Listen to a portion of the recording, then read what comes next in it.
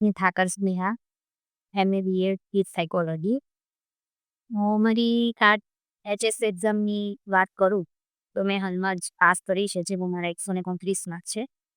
તો મેં તૈયારીની શરૂઆત કરી ત્યારે હું વાત કરું તો 11મી મે 2023ના રોજ જિલ્લા પંચાયતમાં લાઇવસ્ટોક ઇન્સ્પેક્ટર તરીકે જોબ મેળવી હતી.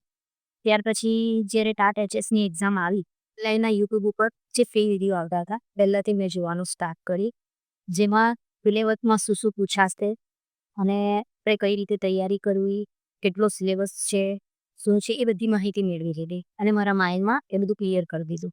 ધોરણ 6 થી 12ના દરેક પુસ્તકો મેં ભેગા કર્યા, જેમાંથી ગુજરાતી આપણને પૂછાવાનું હતું જીપીએસસી ટાઈપ, એટલે કે નિબંધની બધી તૈયારી, અહેવાલ લેખન કેમ કેમ કરો, શું કરો, એ બધી તૈયારી કરવા માટે પુસ્તકોનો ઉપયોગ કરવો જ પડે એ મને ખ્યાલ આવી ગયો. એટલે મેં બધા પુસ્તકો ભેગા કર્યા અને જે યુટ્યુબ ઉપર મેઇન વસ્તુ, જે જ્ઞાનલયના વિડીયો છે, મેઇન વસ્તુ જે આપણને મળી રહે છે એ મોટિવેશન. એક વિડીયો જોઈએ તો 2 દિવસ વધારે વાંચવાની ઈચ્છા થાય એટલું મોટિવેશન મળે. એમના એક શબ્દ હતા કે 1 માર્ક્સ 4 કરોડ રૂપિયાનો છે. કેમ? કારણ કે આ કંઈ નાનો એવો પગાર ના કહેવાય. સ્ટાર્ટિંગ 50,000 રૂપિયા આપણે ભલે ક્લાસ 3માં, પરંતુ આપણે ક્લાસ 2ની સમકક્ષ ગણાય. એટલે મેં યુટ્યુબ ઉપરના એમના વિડીયો જોઈને મારી પાસે નોકરી અને તૈયારી કરી, 2 વસ્તુ જોડે ભેગી થઈ.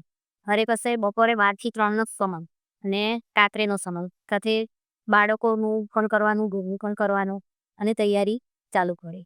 એમના યુટ્યુબના એક જ્ઞાનલયના વિડીયો જોઈ, જે MCQ, જે કોઈ પરીક્ષા લે એનું પણ હું એકદમ વિડીયો કોન્સેપ્ટ જોતી હતી અને મેં તૈયારી શરૂ કરી અને પુસ્તકો બધા જ વાંચ્યા.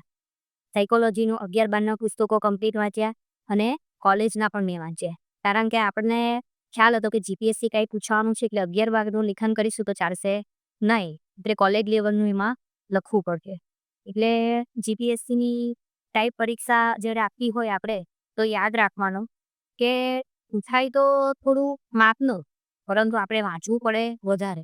એટલે કે એક ઉદાહરણ છે કે પરીક્ષામાં પૂછાવાનું છે, ખાડામાં જેટલું પાણી હોય ને એટલું પૂછાવાનું છે, પરંતુ આપણે વાંચવું કેટલું પડે તો એક તળાવ જેટલું. તો મેં એ રીતે બધી જ વસ્તુ દરેક મારી નજર સમક્ષથી જવા દીધી. વાંચવાના એકવાર તો વાંચી જ લેવાનું બીજું. ત્યાર પછી જ્ઞાનલયના વિડીયોથી મોટિવેશન મળી રહ્યું અને ભગવાનનો પણ સપોર્ટ થયો અને ઘરનાનો, મારા હસબન્ડનો ખાસ સપોર્ટ ને એમના સપોર્ટથી મેં એક્ઝામ ક્લિયર કરી લીધી. હાલમાં મોડેલ સ્કૂલ ગોધરા ખાતે નિમણૂક મળી ગઈ છે અને જ્ઞાનલયના દરેક શિક્ષકોનો ખૂબ ખૂબ આભાર.